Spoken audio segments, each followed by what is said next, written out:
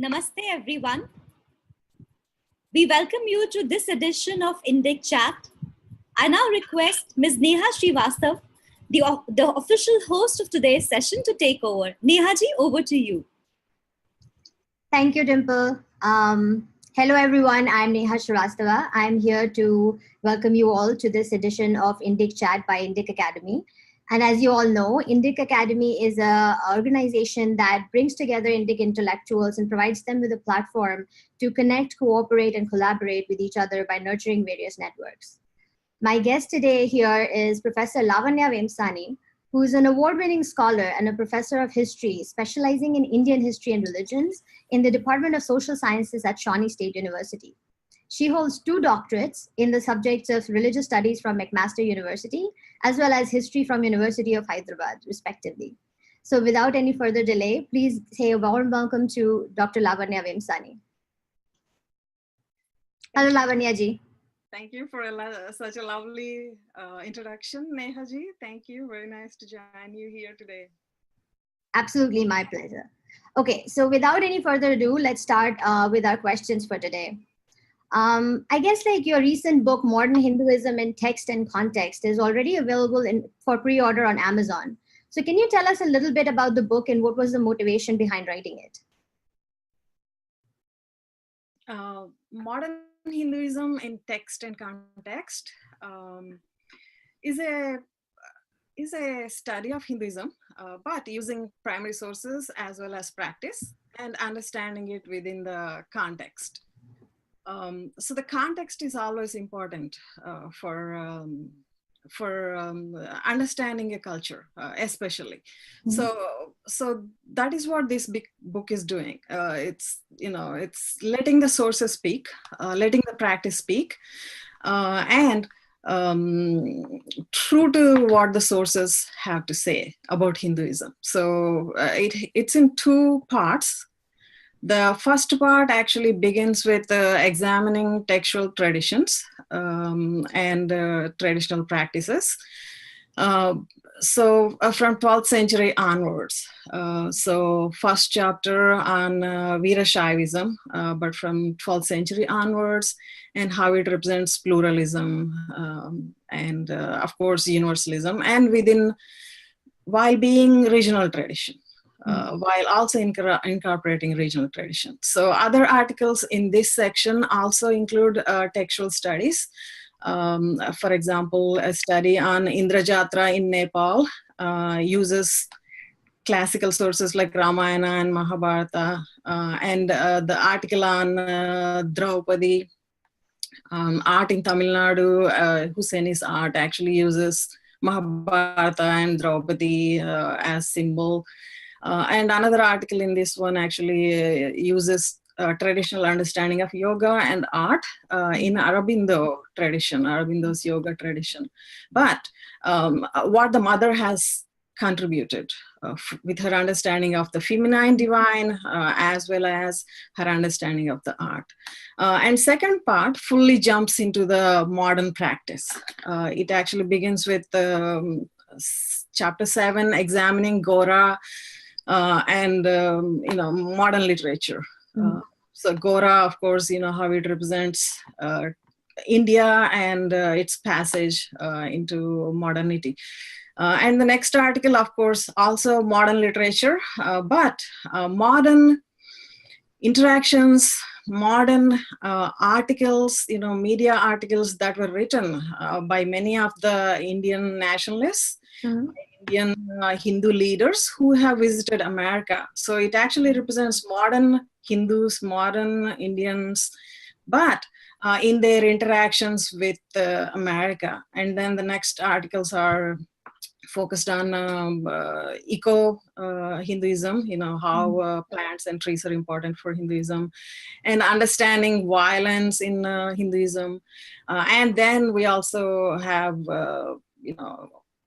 Odissi dance tradition and how it is used to understand feminine divine, and of course women's mandal and women's practice in a traditional Sri Lankan religious practice. So this is what it is. It's modern Hinduism, but an understanding based on text and practice.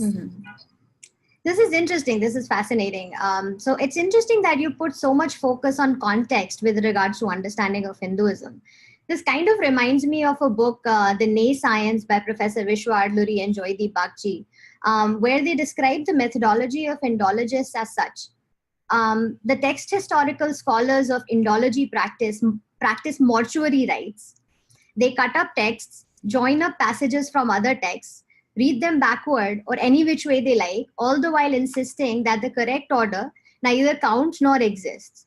So I slightly paraphrase this from the book, but the point is that not only this, even when questioned about their practices, they tend to negate the entire scholarship and entire criticism with prejudice that stems from almost an insidious form of racism. So, quoting Professor Vishla Adluri again from another interview he gave to Alice Crary, he says that the Indologists had for so long told themselves that Indians lack the access to the true meaning of their texts, that they no longer consider it, which is racism, a prejudice but a methodological principle and a necessary one at that. So considering you've been in the field of Indology for so long and religious studies and especially practicing this in the West, what has your experience been so far? Right.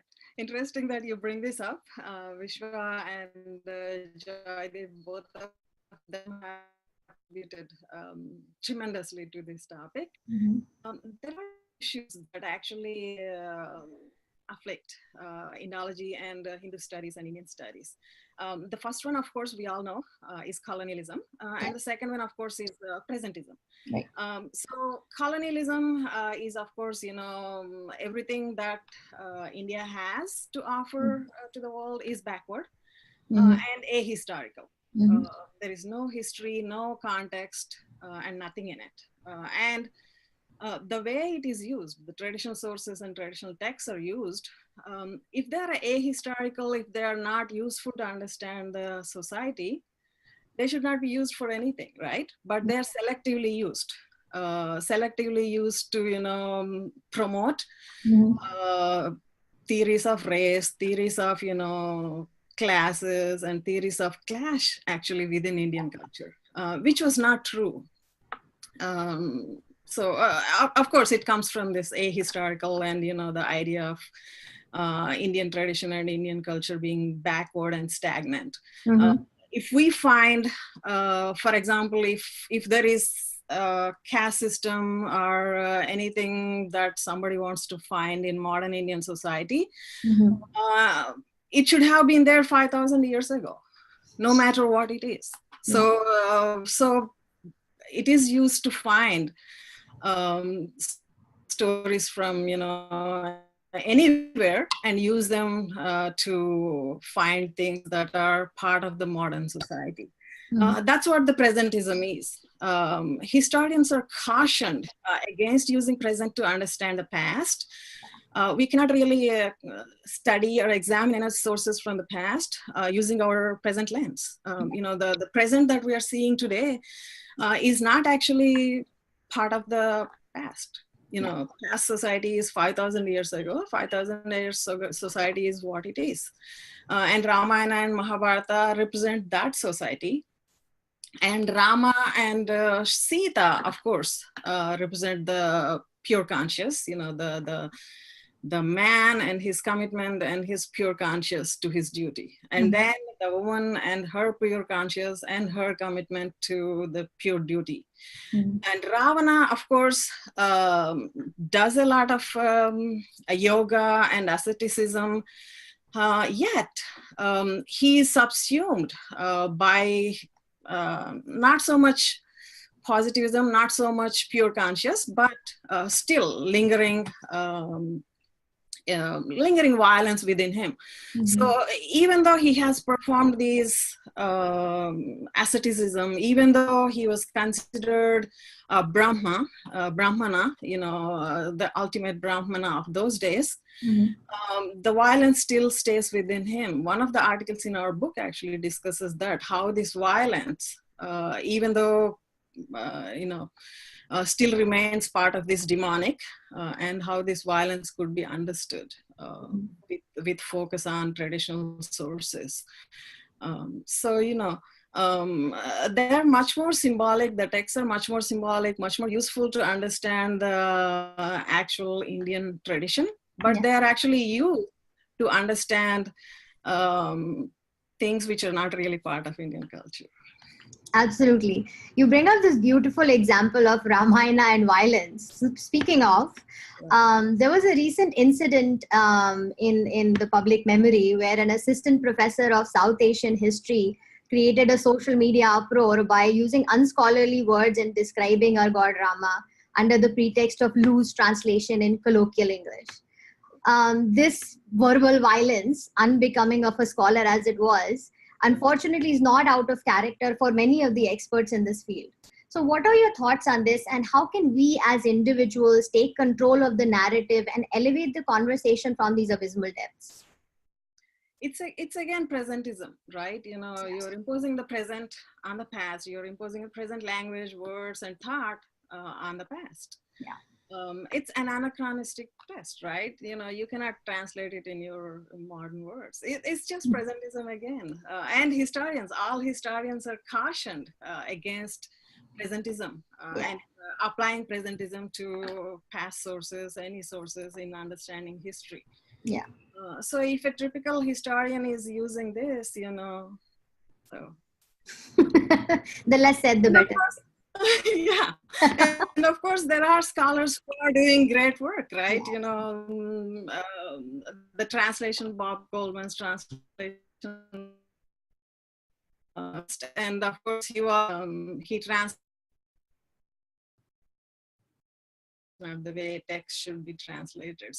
So there are experts who are doing good work and who are explaining how this should be understood. And of course, there are still some who would not follow the proper rules of scholarship, proper rules of historical understanding. So, yeah, I suppose so.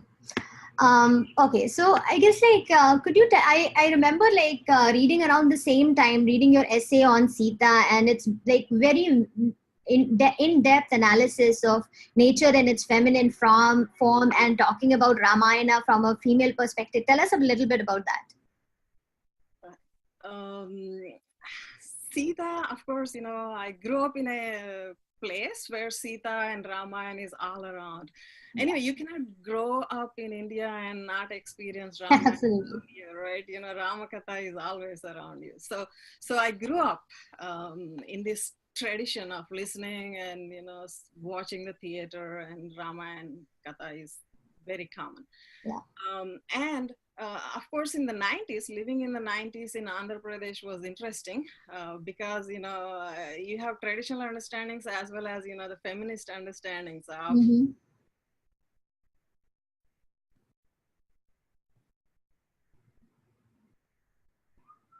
and you have, you know, Bangar Sita, and then you also have different texts written based on Ramayana. And we were also reading Airavati Karve's article, Sita and Draupadi, right? What is absent from many of the understandings, many of the analysis that were present on Sita is actually the absence of agency of Sita. Of course, Sita is crucial. Sita is a strong woman, and Sita actually makes her own decisions in every step. And it is described very clearly in Ramayana, the original text of Ramayana. You know, the Swayamvara, Sita Swayamvara is planned, and Ram is coming, and Sita actually looks at him, gives her heart, and then decides she's going to marry him, right? And it's her decision. And then the next also, it is her decision to go follow Rama into the forest. And it is her decision to do, you know, many of the things that she had done. So agency of Sita is missing. So our understanding in all these recollections and rewritings and stories, Sita's role is missing. And Sita's role is not as strong as it is represented in the original story of Valmiki. Valmiki actually done a very well-written story of Sita. As I read it, it was difficult. My journey, I also note my journey in my article, initially, it was difficult for me to understand Sita. Of course, as I read it closely, then I understood her very closely. And she's the daughter of the earth. The daughter of the earth is as natural as the nature comes out of the earth and as spontaneous as the nature is. And she is also very spontaneous. She doesn't sit and think and, make her decisions. She takes her decisions and she sticks to them. She is that strong, even if it was so difficult. Yeah. She decided to marry Rama and she remained the wife of Rama, even through all those difficulties. So, such a strong woman, for Indian women to study and learn about her, our culture has given us strong female characters. So this is beautiful. Like until I read your essay, I hadn't thought about Ramayana as like, with Sita being the central character. And you're right. Like when, like even our traditional understanding and as we grow up, we don't see her from this light. So thank you for bringing that out. I was like overjoyed when I read that essay. This kind of brings me to a topic that is kind of very close to me, gender narratives in Hinduism. So interestingly, I also noticed that there are quite a few essays in your new book which deal with this topic in modern Hinduism in text and context. So would you like to give our viewers a brief idea of your group's research on this? Almost half of the essays actually deal with gender. Many of the essays, even though they're not directly gender articles, many of them deal with gender. Yeah. My article on Gora actually discusses modern women and their change and how they actually have leadership roles within the changing society. And of course, other articles, the Rajasthani Mandal article, it actually discusses how Tulsi Giri actually leads this female mandals, female sadhus mandal, and then how this becomes a part of, the religious practice in Rajasthan. And then another article on Odissi dance, it also talks about women's performance traditions in India. And then, their practice here in North America. And of course, the Sri Lankan, Adi Parashakti movement in Canada, that article actually discusses women's roles, women's leadership roles within the Adi Parashakti movement in Toronto, Canada. And of course, Tamil, the article on Tamil, Husseini's art, of course, uses the symbolism of Draupadi. And Amma, of course, the symbolism of Draupadi is actually part of Jayalalta's persona in southern India. So a number of articles actually discuss women and their role within the Hindu tradition. So how would you say the role in Hindu tradition is different from the regular understanding of, or rather I would say the Western understanding of women's role in Hindu tradition? What would you think is like the fundamental difference? How can we understand this a little better when we look at women from like a Hindu lens? Hinduism actually provides an important and strong role for the women. That's what you find in women's stories, but concerning women. That's what you would find in Ramayana, that's what you would find in Mahabharata, and that's what you would find in a number of other historical stories also. Women were scholars, warriors, and they were in every part of the society and culture. So when we look at women from Hindu culture, maybe dance, maybe political traditions, maybe religious traditions, but women were taking leadership roles. Women were not pushed away. Women were welcomed into performing these roles. For example, Tulsi Giri is a recent example, right? She's taking leadership role, and her mandal, the women's mandal, is recognized within the council and within the sadhus mandal in Rajasthan. So they are taking leadership roles, and they have taken leadership roles in the past in many fields, and they are welcomed. So, and they are also, of course, strong, and they expressed themselves. You won't find women in many of these stories shy of expressing their opinions and their values and their concerns. They are free to express, and their objections, their views are taken seriously. Anybody who grew up in an Indian household with a strong mother knows that. so much for patriarchy. Yeah? But I guess kind of circling back. Kind of circling back on what we were talking about earlier, there is, as you said, there are lots of challenges in the field of Indology, especially when you're working in the West, and for people of color, and especially people of Indian origin, because their views are not heard, they are abruptly dismissed, and so on and so forth. So is there any advice you would give to young scholars who are trying to make this their career, or who are seriously considering entering this field and passionate about it? What would you say they should do in order to circumvent or solve this problem? Stay close to the sources. Stay close to the sources, and let the text and context, let the practice and context speak. Don't overly interpret. That's what is happening. When you let the sources speak, when you stay close to the sources and practice, of course, your thesis, your work is going to come out excellent. Excellent work is always recognized. Of course, there may be some initial issues, but excellent work is always recognized. So just stay close to the sources and let the sources speak. I would really suggest that do not interpret anything ahistorically, or don't interpret things away from the actual original sources. Let the sources speak.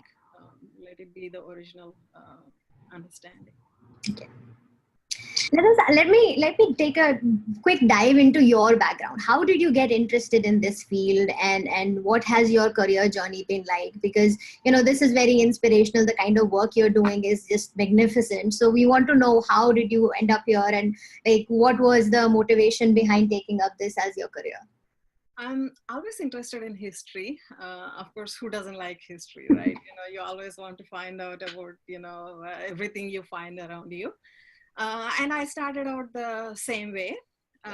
And as I was, in high school and my undergraduate years, history books, of course, the Indian history books, and all of us know they are written with this colonial Indian imperialist perspective. Mm-hmm. When they began writing, and they haven't changed. The same narrative was kept up. Even though I was learning it, there were more and more questions that actually the books created more questions in my mind and answered the questions. So I go and study more. So naturally, I took up the study, ancient Indian history. So that's what my first PhD is. And then, of course, understanding it from inscriptions and historical sources is important.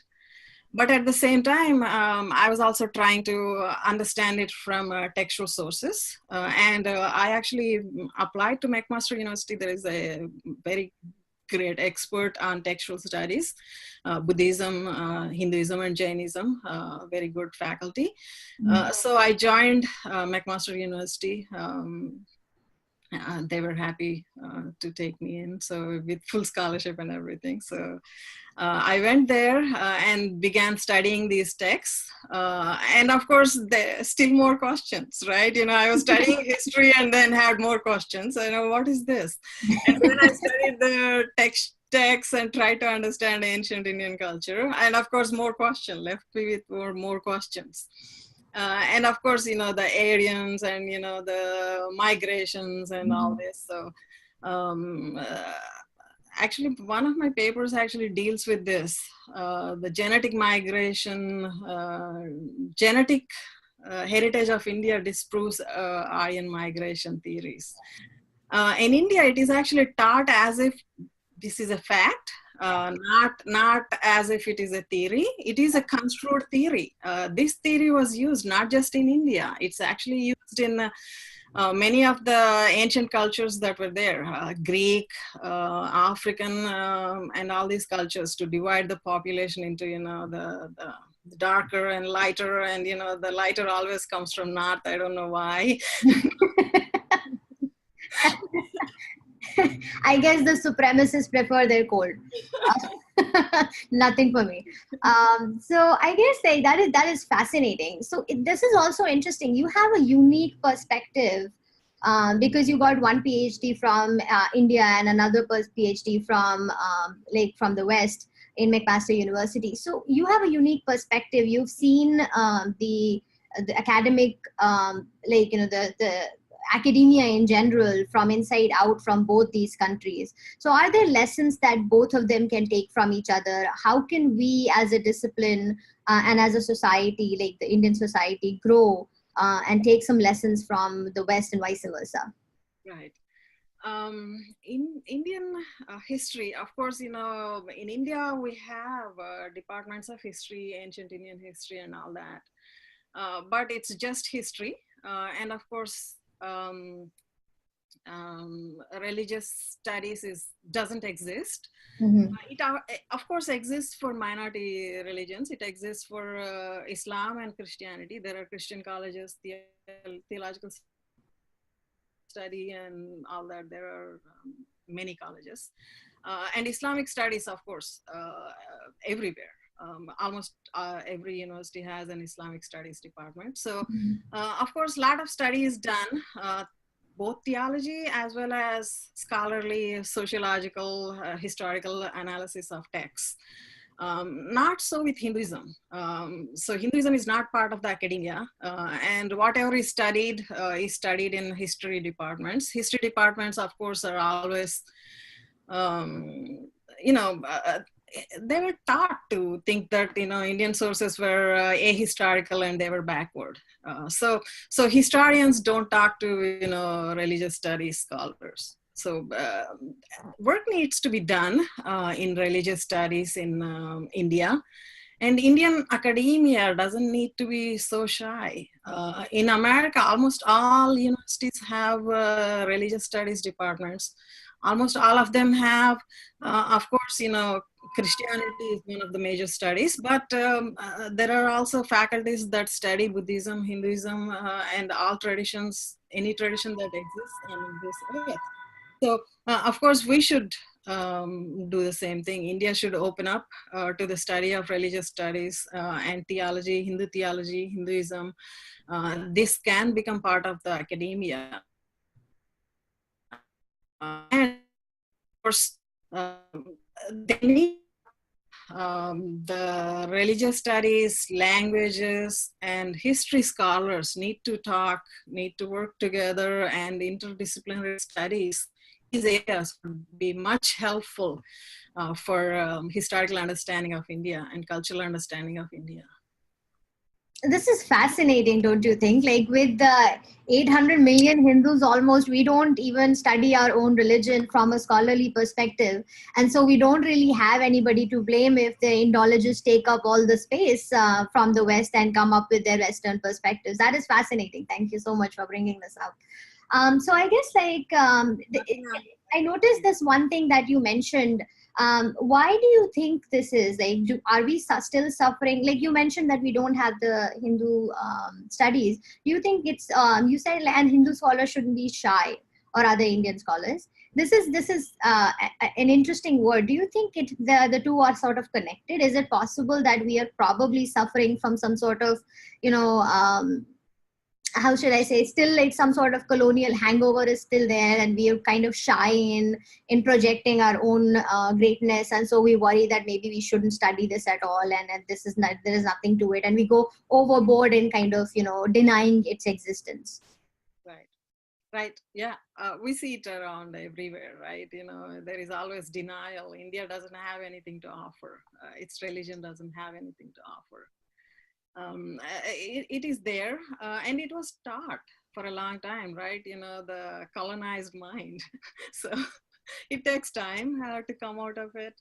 It was taught as a fact and as a truth, Yeah. right? It was not said as a theory. It was actually said as a fact, and it is drilled into the minds of the people that the traditional sources are backward, India is backward, and India is stagnant, right? For example, if there are 5,000 castes in the constitution now, they must somehow be there 5,000 years ago, and they should show up in the traditional texts somehow. So of course, Indian academia in India, of course, it's important to have departments that study Indian sources, Indian texts, Indian classics, and of course, language study. Sanskrit actually lags behind. Sanskrit education is actually very nicely done in the West, actually, Germany, India, Canada. Training is perfect. And India, of course, it's difficult to find a place to train in Sanskrit literature and learn Sanskrit. This should become part of the academia, Sanskrit and Pali and classical languages and studying classical texts should become part of education. People become historians. They're studying, ancient sources, right? Inscriptions and numismatics, and everything is written in Sanskrit. And they're not trained in Sanskrit. They don't learn Sanskrit. So it's important that, languages are taught well, and it becomes part of, educational curriculum, at least in the graduate studies. Yeah. This is very fascinating information from me. So I guess like we should be thankful for you to take up this this battle and take it where it's actually being fought, and bring perspective, speak for us, speak for Indians, because Indian academia is clearly not there's no space to speak here. So you took it where the war is, or in the Kurukshetra itself, which is amazing. So thank you so much for doing that. I guess I'll just quickly ask. That we have to take up audience questions, and there are a couple there already. But before we go there, what other works and what do we have look forward? Like, what can we look forward to coming from you? What other projects are you working on right now, and what can we subscribe to coming from you? Right. Wow. Yeah. Yeah. Thank you for asking it. I'm working on the final manuscript of India: A New History. Okay. This actually uses the new sources to understand Indian history, and it will be much different from the Indian history that we have always been taught. We have always been, pushed into our heads to colonize our minds. So it is slated for publication next year. So I'm hoping, this will bring out the true perspective. I'm not doing anything great, I'm just doing what is supposed to be done. I'm just using the sources and presenting them as it is. I'm not doing anything special. I'm doing what a historian is supposed to do, and an academician who is studying traditional sources is supposed to do. So I'm looking forward for this book to be coming out next year. So I guess you're also carrying forth the revered Indian tradition of being extremely humble. So thank you for that. And this was a great conversation. I'll take a couple of questions from the audience now. So one question is, Professor Vemsani, did you read the text in Sanskrit or through translations and commentaries? How important is knowledge of Sanskrit to study Indian history? I guess like this was kind of asked before, we already talked about it, but yeah, so like I guess like the more important question about how did you exactly study and what were the sources you studied is important. I studied in school, extremely lucky, and my parents, my dad, of course, well versed in Sanskrit, and of course, then I studied in school, and Sanskrit was always my second language in college also. And then when I came to Canada, the teachers I got were experts in Sanskrit. You know, Phyllis Granoff and Professor Paul Younger, Graham McQueen, all of them. Experts in Sanskrit. And of course, they also know Pali and Prakrit. And we actually studied primary texts regularly in classes. And I actually worked with the primary texts, translated the Hari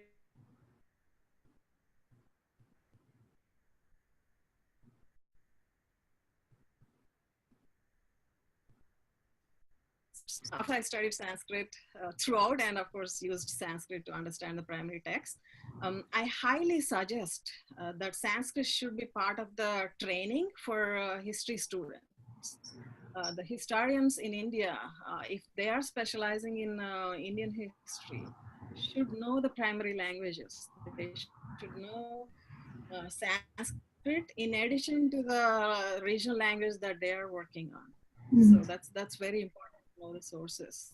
You cannot always rely on translations. Even though a translation exists, it's important to cross-check the translation. So it's important to know the Sanskrit. So actually, very interesting that you mentioned Pali and Prakrit a couple of times. I don't even think I've heard of a Pali and Prakrit course that even being offered at any university in my memory. I don't think I know this. So where did you, like, was it in the McMaster University or did you take some extra courses? McMaster University. Got it. Okay. Yeah. So there's the Sanskrit, the Jain texts, Chaparna, Mahapurusha, Charyam, and all these are in Prakrit. And Buddhist texts are actually in Pali, the Gata Jataka, and they are in Pali. Yeah. Okay, so we have another question from the audience. This is by Vanita Ji. There's a lot of diversity in what texts say about women. So there are positive and negatives. Should one not accept the negatives as being part of context of the times rather than attack critiques of Hindu texts on women as being motivated by liberals, etc.? Depends on what context it is.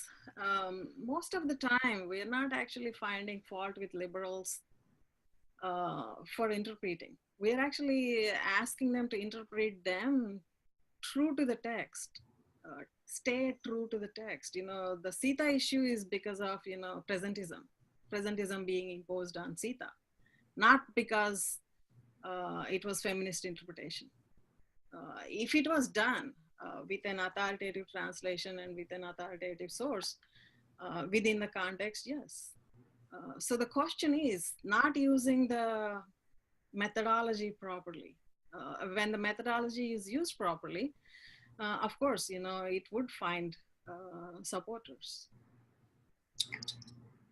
And actually, I don't think like even the narratives that they weave kind of stick together by themselves, like then there is this whole narrative of Ravana is a Dravidian, and then suddenly he's also a Brahmin, and then they get confused. So what is he, like a Dravidian Brahmin? But no Brahmin is Dravidian. So nobody actually understands what they're trying to get at. And the same story with Sita, like, either she has agency or she does not have agency. So either she can be a completely, docile person as they want to paint her to be. But then she takes all these magnificently powerful decisions and she lives through them. She lives through the repercussions. So I don't think the binaries of positives and negatives like even capture this. And the narrative itself is kind of all over the place. Right. If they stay true to the source and if it is interpreted within the context, yes, it is useful for everyone. But if it is taken in parts, as you said, that's what is the problem. Indian texts are cited as backward and ahistorical, but used for historical theories like race theories. Mhm. So how does that work, right? So methodologically flawed approach. Absolutely. Yeah. So I guess this one is from everybody's favorite Sridhar on TV. He's asking that in the last few years, there has been a well-coordinated attack on all things Indian. Do you think it might actually be a sign of fear of losing the narrative? Are they losing ground in the face of resurgent Indian scholarship typified by you, I may add?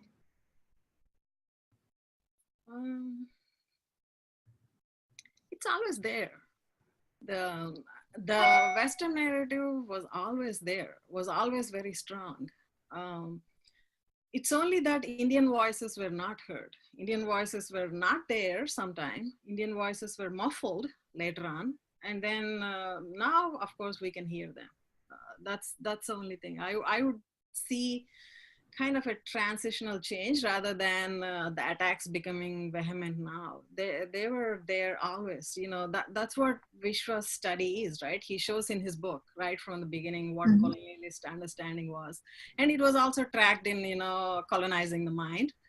So how traditional sources of a culture are used to actually colonize the mind. So it's easier to colonize the people once you colonize their mind. Once you tell them they're backward, of course, it's easy to colonize them. So you see that everywhere. They were there right from the beginning, but scholarly voices are becoming stronger now, and more scholars are actually staying close to the sources. If you look at the volume that we have now, the modern Hinduism in text and context, most of the scholars are actually from American academia, and most of them are not from Indian background. Very few are from Indian background. But you would see their articles actually examining the sources closely and analyzing it closely. For example, the articles on Veerashaivism.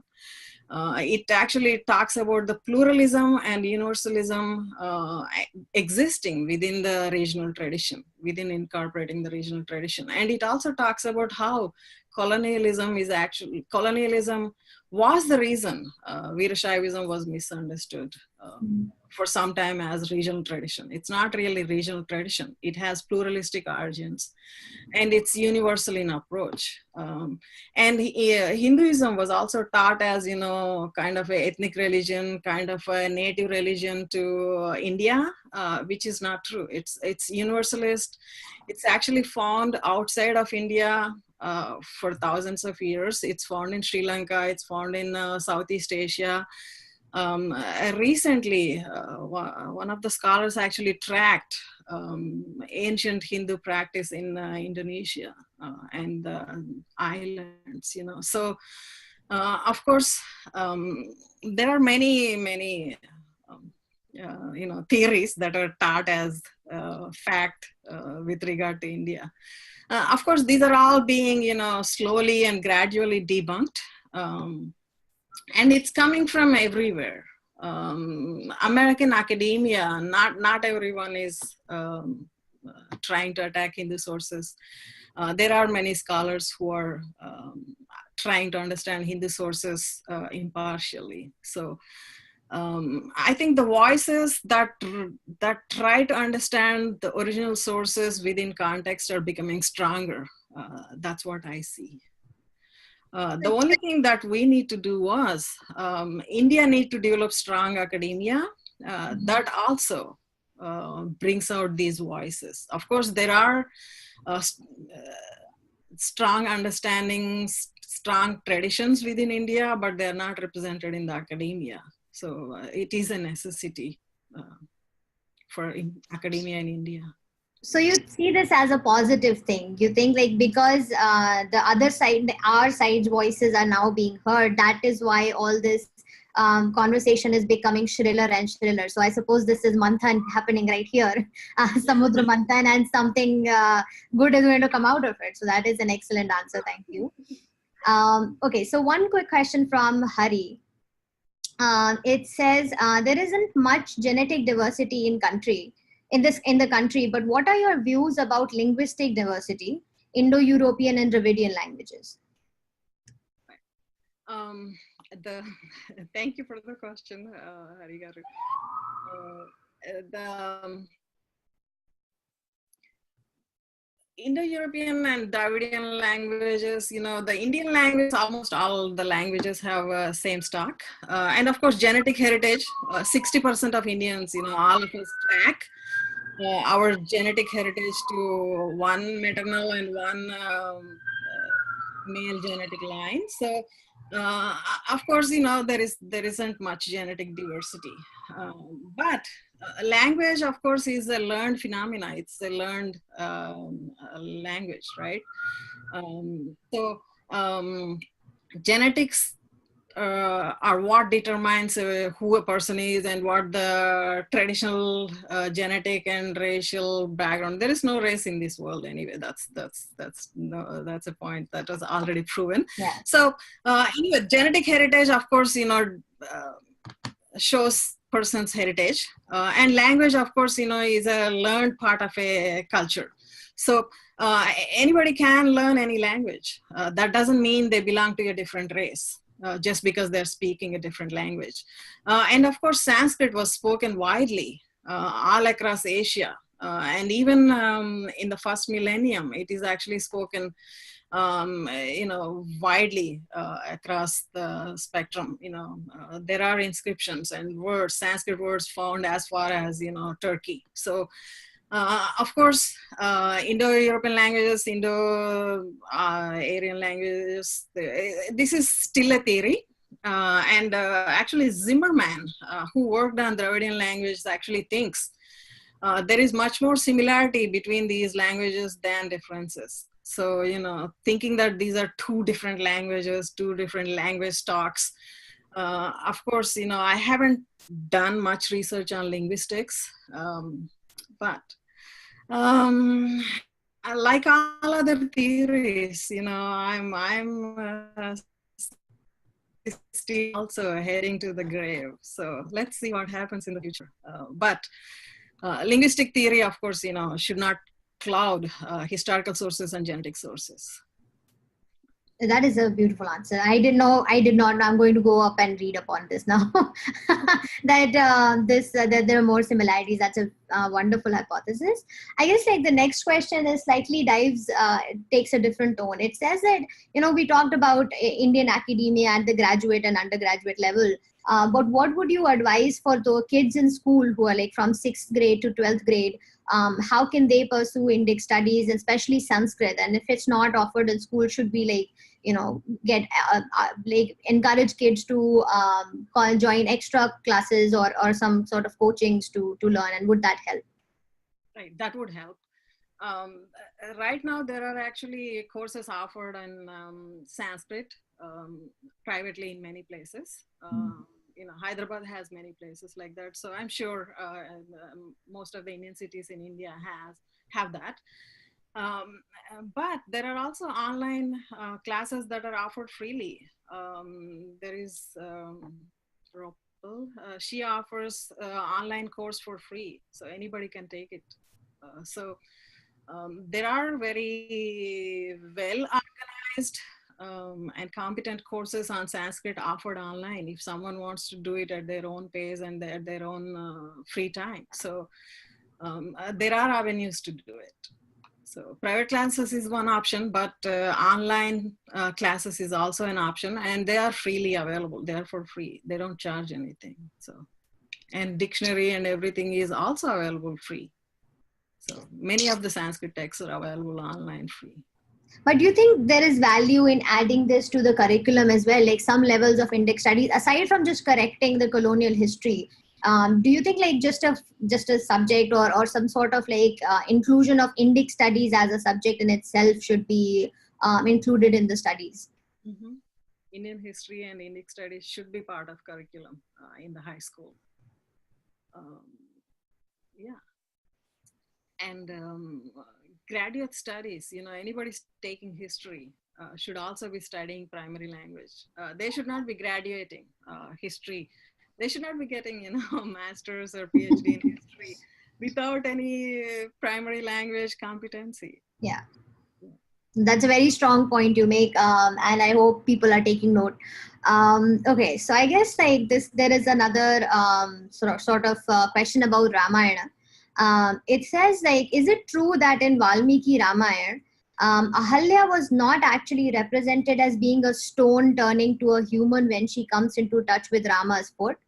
And did Lakshman not draw any rekha to protect Sita in the original Valmiki Ramayana? So these incidents imaginations of later poets, or so? And if so, was it a reflection on the degradation of the status of women in society from Valmiki's times to later? Are there evidences in other areas apart from Ramayana itself? This is a longish question, but you get it. Yeah. Yeah. Partly, Ramayana actually recounts the tangential stories very briefly. It actually focuses more on Sita and Ram. I already talked about it, right? Ramayana represents Sita very strongly and Rama also very strongly. So a lot of space is given to them rather than to the other points and issues. But these stories, of course, are found in other texts, other contemporary texts. So Okay, so that's interesting. So you're saying somebody has to take up this topic, or maybe I'll take up this topic. Yeah. Maybe I should not talk about it now because I haven't deeply studied it. But Ramayana, with regard to other characters, they only recount brief incidents. They don't recount the whole story. Okay, so because they touch upon it briefly. Valmiki's way of staying close to his story. Right. So you think that just because it is not mentioned in the original Ramayana doesn't mean it may actually be just imagination, and it might also come from other contemporary sources. Right, but I haven't worked on it, so I cannot. Okay, I understand. But okay, one I guess pretty much last question. What is your opinion on Rajiv Malhotra's Swadeshi Indology conferences in IIT Madras? Yeah, the academia need to do it, right? The academia hasn't started yet, so everybody else is starting them. So instead of finding fault with it, academia should open to them, and the Indian academia should have more conferences like that. Yeah, absolutely. What's wrong with learning about India, and what's wrong with learning Sanskrit, and what's wrong with understanding one's heritage? If somebody is living and growing up in India, it's helpful to learn about the background, learn about the origin of Indian culture and what Indian culture is, Indian language is, right? What's wrong with that? Right? So, and it's interesting, every other nationality is taught about their history. Like American kids get a very long lesson about irrespective of where their origins are. If you're an American kid, like studying in American academia, you learn about American history. So that's the same thing should apply to India. Right. For a long time, even in the primary school, it's taught, from second grade, there is always a little bit of American history that is taught. So if kids are growing up in India, what's wrong with learning, Indian classical languages, and what's wrong with learning Indian history? Mm-hmm. Absolutely. I guess I'll sorry, were you saying something? And what's wrong with having it in Indian academia?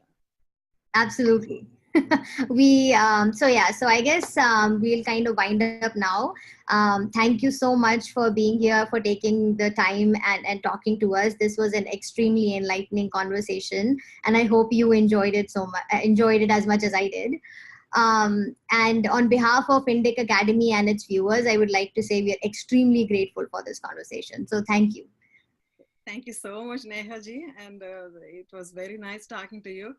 Absolutely. And thank you so much. Yeah. Thank you so much. For our viewers, I would like to tell them that there is we come up with other similar events all the time, and so you should follow the Twitter handle Indic Academy and Indica Network to keep yourself updated on Indic chats that are happening and going to happen in the future.